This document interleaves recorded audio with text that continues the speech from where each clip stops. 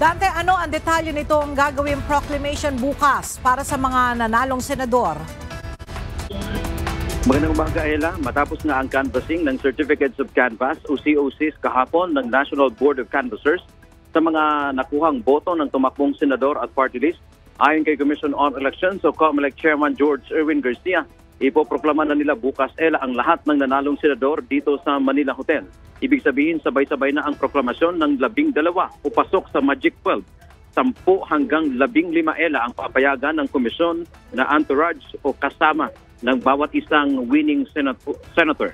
Mas marami ito kaysa sa mga nakaraang halalan sa bansa.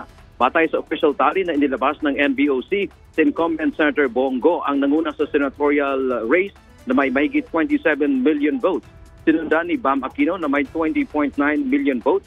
Pangatlo sa may pinakamaraming boto si incumbent Senator Ronald Bato de la Rosa na may 20.7 million votes.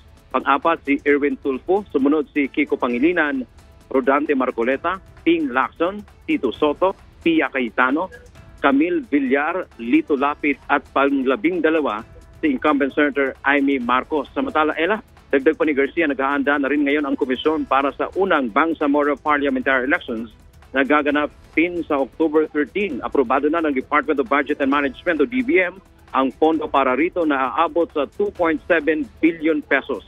Gagamitin anya ng COMELEC ang kanilang mga natutunan sa katatapos lamang na eleksyon para mapabuti pa ang halalan sa Bangsamoro. Kabilang na rito ang mga issue sa automated counting machines o ACMs.